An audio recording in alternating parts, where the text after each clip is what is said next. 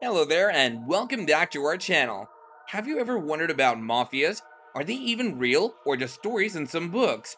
Well, not to worry, as in today's video, I'll be telling you about not just any mafia gangs, but the most dangerous ones in all of Europe.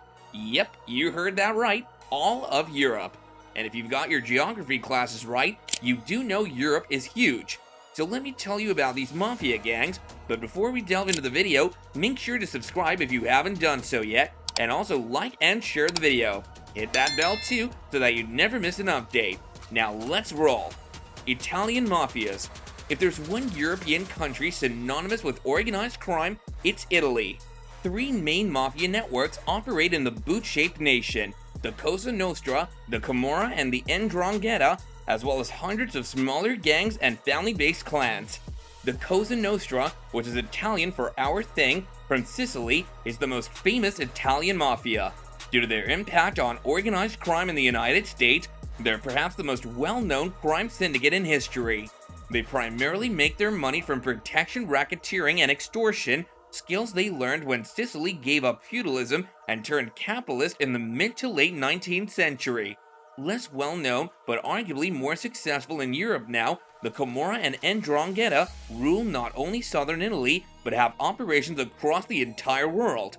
While the Camorra tends to focus on their home city of Naples and the surrounding Campania region, they have a decent foothold across Europe.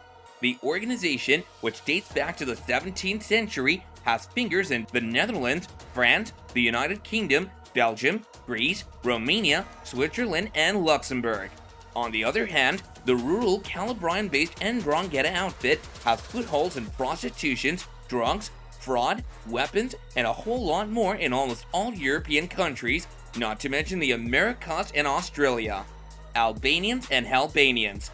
Balkan organized crime groups are not uncommon in Southeast Europe, the wider continent, and across the world. Romanian, Bulgarian, and Bosnian gangs are active all across Europe. However, it's the Albanians who strike real fear into people. For such a small country, Albania has an incredible impact on organized crime throughout Europe. The country itself has 15 main crime families and hundreds of smaller gangs. In the UK, the majority of human trafficking is controlled by Albanian gangs, especially the smuggling of illegal immigrants. It's believed they also run more than 75% of all Britain's brothels. However, it's the importation of drugs that they specialize in. Scandinavian biker gangs. Outlaw motorcycle gangs, amusingly known as OMGs, have been involved in organized crime since their inception. In Scandinavia, the Hells Angels and Bandidos, especially in countries like Sweden and Finland. After making money in America, these criminal biker gangs saw the sense in setting up abroad and identified Nordic countries as ripe for exploitation, especially in the country's drug markets. Although they're not as powerful in Scandinavia as they once were, they still exist. At their height, turf wars broke out across Sweden, Finland, Norway, and Denmark, with the mid-1990s seeing something known as the Great Nordic Biker War, which resulted in the deaths of more than a dozen men and nearly 100 wounded. The Dutch Peninsula. For a small, liberal, and politically and economically stable Western European nation, the Netherlands has its fair share of organized crime. Carving up a lucrative drugs market are the triads, the 'Ndrangheta, the Serbian, Russian, Turkish, and Albanian mafias, as well as gangs from Suriname, the Antilles, Curacao, and Morocco. But organized crime isn't entirely outsourced. Dutch criminals often run drugs, arms, people, and even organs across Europe, working under the collective slang name of Peninsula. Rotterdam, Eindhoven, and The Hague see plenty of action, but it's Amsterdam where most Peninsula operate. They're a loose association comprised of a series of smaller gangs with no real hierarchy. Irish paramilitaries turned criminals. Illegal markets in Ireland are thought to bring criminals in between 2 to 2.5 billion pounds each year, a relatively modest amount compared to many other countries in Europe. Most of that cash is raised through drug sales, given Ireland is strategically important for drug trafficking into the EU.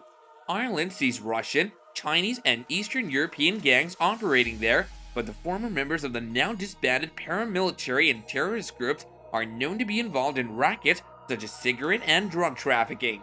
The Belgian hormone mafia. drugs, prostitution, gun running. There are plenty of illicit trades for organized criminals to become involved in. Write a list of 100, and we bet you still don't come up with growth hormones for cows. But in Belgium in the 1990s, it was extremely big business indeed. At one point, it was the country's biggest criminal racket behind drugs. So when a ruling came into place within the EU outlawing their use, a black market emerged practically overnight.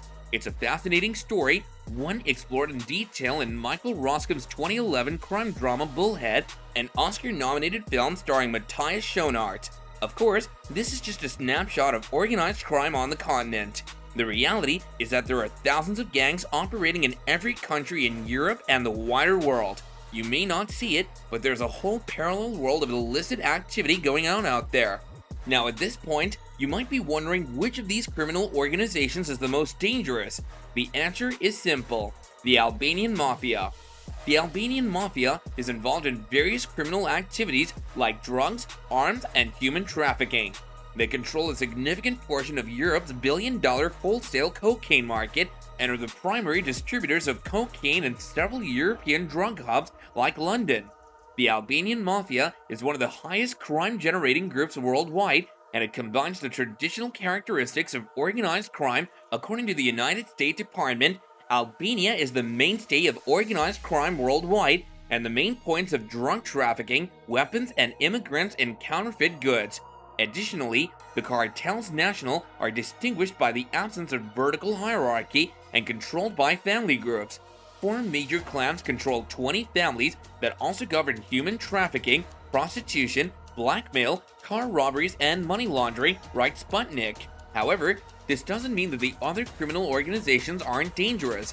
This is just a mild comparison of who is far worse and far more dangerous.